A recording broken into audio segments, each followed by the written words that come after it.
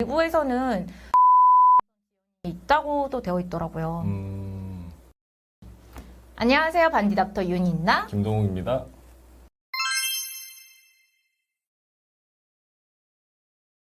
저번 시간에 이어서 이번에도 신생아 또는 유아에서 초음파를 봐야 하는 상황에 대해서 말씀드릴게요. 네. 먼저 사경이에요. 사경. 네. 고개가 이렇게 한쪽으로 네. 돌아가 있는 경우죠. 네. 아이가 한쪽만 봐요. 이렇게 하시면서 초음파를 하러 오세요. 사경이 정확히 뭐고 왜 사경이 생기는 거죠? 이제 사경은 크게는 선천성이랑 후천성 사경으로 나뉘게 되는데 저희가 오늘 이제 주로 말씀드릴 내용은 선천성 사경이고요. 선천성 사경은 이제 아이 머리 위치가 한쪽으로 이제 기울어져 있는 걸 네. 말하는데 한쪽 목에 흉쇄유돌근이라고 이렇게 있는 빗근이죠. 흉쇄유돌근이 경직이 되면서 경직이 된 쪽으로 목이 기울어지고 목이 회전 운동이 안 되면서 증상이 생기게 되는 거예요.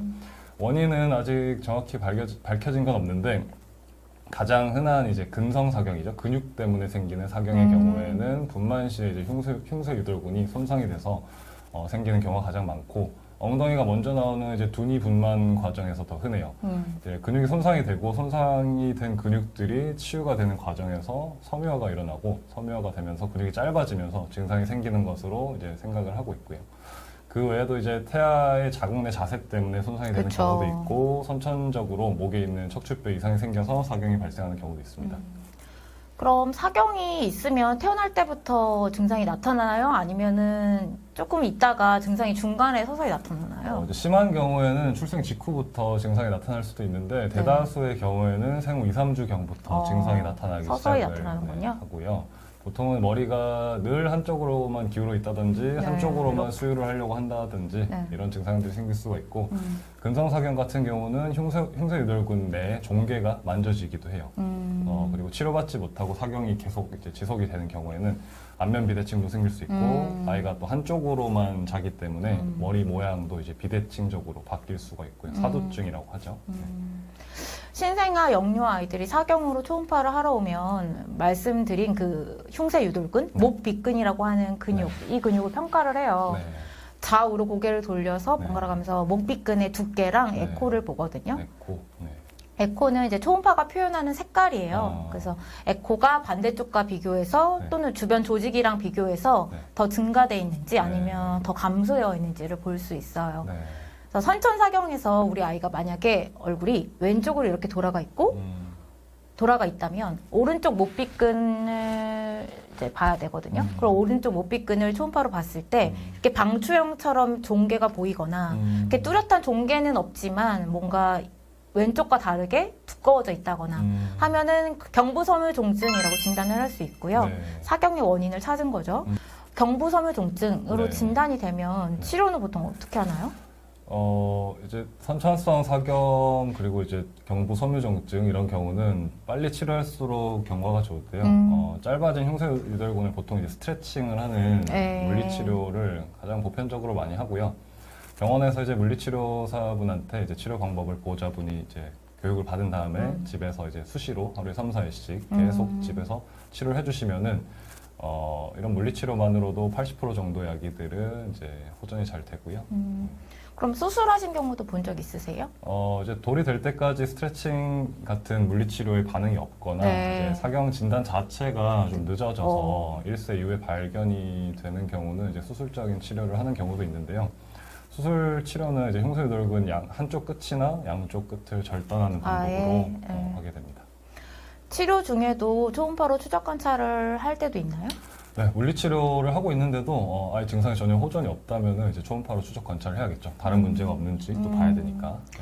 그리고 만약에 사경이 네. 그렇게 아기 때 뭐 2, 3주 이때 나타나는 게 아니라 좀 커서 자란 아이들에게 나타났다면 그땐 다른 원인을 좀 감별해야겠죠? 맞아요. 저희가 앞에서 이제 후천성 사경이라는 것도 있다고 말씀드렸는데 네. 후천성 사경은 이제 흉쇄유돌근 자체 염좌나 이제 근육 손상, 바이러스성이나 세균성 인후염, 장부 임파선염, 인두 농양 같은 이제 감염성 질환 때문에 생기는 사경도 드물게 있을 수 있고요. 이제 뼈 자체에 뭔가 이상이 생기는 경우, 그리고 이제 사시, 이제 안과적인 문제, 사시가 있는 경우에도 아이들이 이제 조금 더 잘 보기 위해서 고개를 이렇게 비트는 경우가 있어요. 그렇죠. 그런 경우도 이제 사경의 원인이 될 수 있어요. 그럴 때는 이제 초음파가 우선이 아니고 네. 엑스레이나 CT, MRI 등 다양한 검사를 통해서 원인을 찾아내야겠죠. 맞아요. 네. 사실 저희 둘째가 네. 사경이 있어요. 자꾸 고개를 이렇게 왼쪽으로만 돌리는 거예요. 네네네. 그래서 걱정이 돼서 네. 주말에 왔었거든요. 네네네. 초음파를 보러. 괜찮더라고요. 다행이네요. 네. 영유아 검진에서 엄마들이 사실 흔하게 속상한 경우가 아이의 머리에 둘레가 클 때거든요, 선생님. 맞아요. 뱃속에 아이가 있을 때도 이제 다리 길이, 그 대퇴골 길이랑 머리 둘레를 재서 주스를 측정하잖아요. 맞아요. 네. 이때 다리 길이가 주스보다 짧으면 미안하고 또 머리 둘레가 주스보다 크면 또 네. 미안해요. 네. 물론 선생님께서는 그런 일을 걱정하실 필요는 없을 것 같긴 한데 네. 저는 굉장히 걱정 많이 했거든요. 네.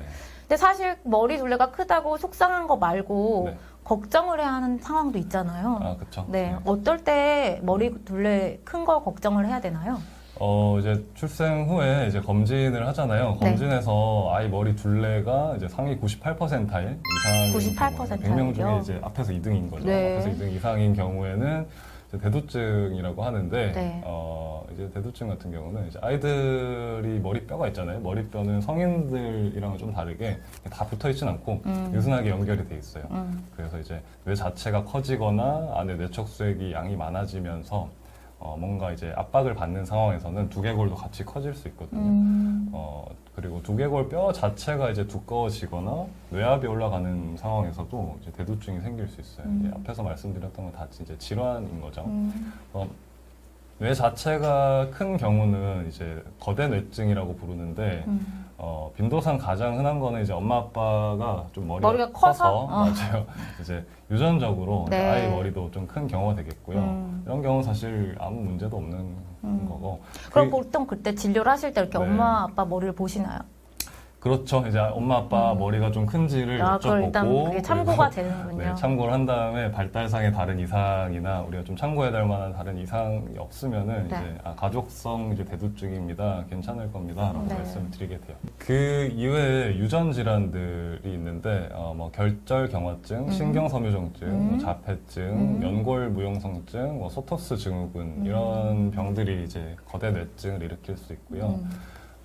대두증이 원인이 되는 다른 질환으로 이제 수두증이 있는데 이제 수두증은 뇌척수액이라고 우리 뇌를 둘러싸고 있는 액체가 있는데 뇌척수액이 생성이 좀 많아지거나 뇌척수액이 순환되는 통로가 뭐 종양이나 염증, 출혈 같은 것들로 막히면서 뇌실 안쪽에 이제 뇌척수액이 과하게 쌓이면서 뇌압이 올라가게 되는 질환이에요.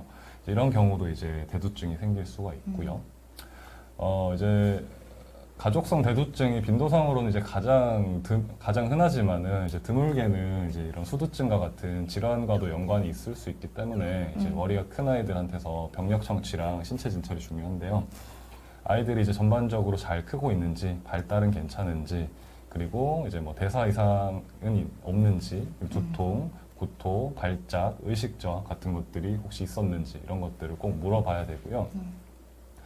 대천문이라고 하죠. 신체 진찰상 이제 대천문이 불룩 튀어나와 있진 않는지 이런 것들도 봐야 되고 피부 이상 소견 없는지 그리고 얼굴의 형태학적인 이상은 없는지 근긴장도랑 심부 건반사는 괜찮은지 이런 신경학적인 진찰이 필요하고요. 안과적인 이상이 없는지도 필요하면은 파악을 해야 될 수 있어요. 이상이 있다고 이제 판단이 되는 경우에는 초음파나 CT, MRI 같이 이제 뇌 안쪽을 들여다볼 수 있는 검사를 권하게 돼요. 네. 사실 CT나 MRI를 찍으면 더 잘 볼 수는 있겠죠. 네. 하지만 아직 협조가 안 되는 아이들이잖아요. 네, 그래서 맞아요. 약을 써서 애를 재워야 하니까 네. 쉽진 않아요. 네. 그럴 때 돌 이전 영유아에서는 네. 아직 그 대천문, 숙구멍이라고 하는데요. 음. 여기 대천문이 열려 있어서 이 틈을 통해서 뇌를 들여다볼 수 있어요. 물론 틈도 작고 또 아이들이 가만히 있겠습니까? 맞아요. 머리를 꽉 잡고 봐야 해요. 네. 그래서 아이가 커갈수록 움직이는 힘이 세기 때문에 검사 자체는 초음파 중에서 제일 힘들어요. 애들이 머리를 잡으면 더 못 견뎌 하거든요. 맞아요. 그렇지만 또 CT랑 MRI처럼 뇌 전체를 평가할 수 있는 것도 아니고 제한내 검사기는 하지만 네. 해가 되지 않잖아요. 맞아요. 그렇게 해서 1차적으로 해볼 수 있죠. 네. 그리고 대두증에서 초음파를 하는 경우 대부분은 정상인데 드물지 않게 보는 경우가 그 지주막하 공간의 양성 확장이거든요. 정상 뇌는 내척수액에 둥둥 떠 있는데 내척수액이 있는 공간을 지주막하라고 해요. 그 부분의 깊이를 초음파로 측정을 하거든요. 네. 근데 영유아 시기, 특히 2에서 7개월 사이에 일시적으로 이 공간이 조금 확장되어 있을 수 있어요. 이유는 그 내척수액의 흡수가 미숙해서 그렇다고 하는데 네. 이때 뇌실이라는 그 뇌 안에도 뇌척수액이 흐르는 공간이 있거든요. 그 뇌실이라고 하는데 이 뇌실이 약간 커질 수도 있어요. 그리고 그 뇌실이 늘어난 게 수두증이라고 하는 것인데 네. 수두증이 물론 심한 경우라면 MRI까지 더 검사를 해봐야겠지만 대부분은 약간 늘어난 정도예요.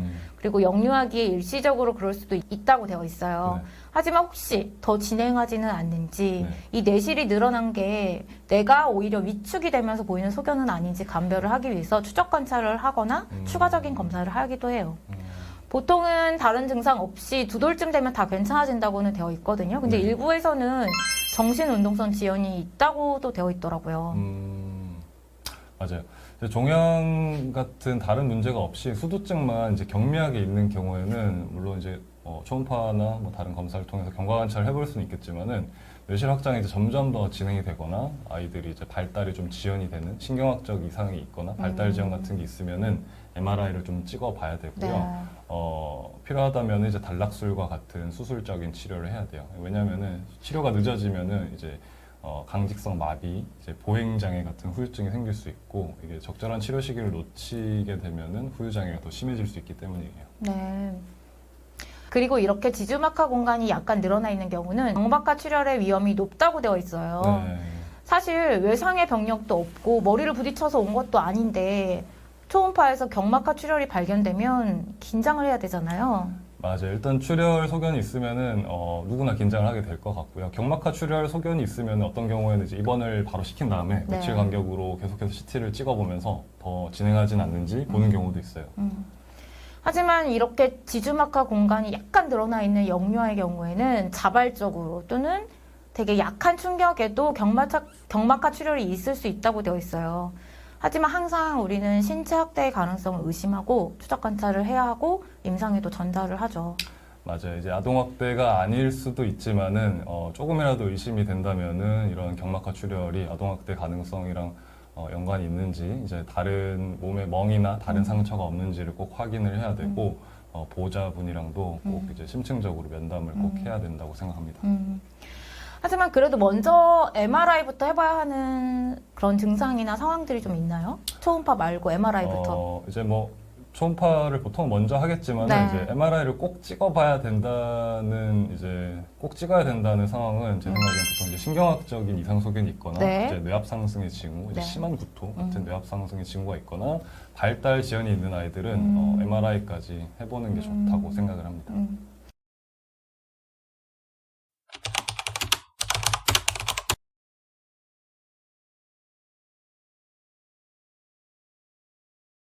사경 초음파를 할 때 선천사경의 원인이 경부섬유종증이 맞는지 초음파로 확인을 해야 하는 것이고 진단이 되면 스트레칭과 같은 물리치료를 하게 됩니다.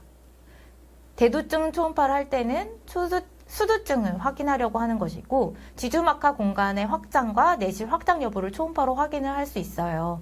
영유아기에는 일시적으로 종종 볼 수 있는 소견이기는 하지만 추적 관찰이 필요하기도 합니다.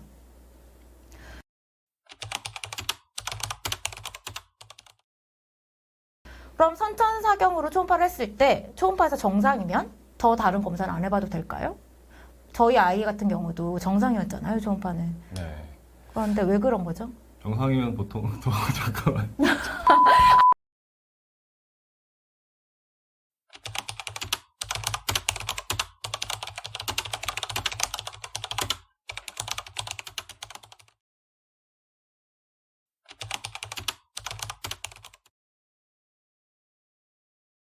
오늘은 좀 어려운 주제를 다뤄봤어요. 네. 다음 편에는 조금 쉬어가는 의미로 소아초음파의 이모저모에 대해서 이야기를 나눠보도록 할게요. 이상 반디닥터 윤인나 김동욱이었습니다. 감사합니다. 감사합니다.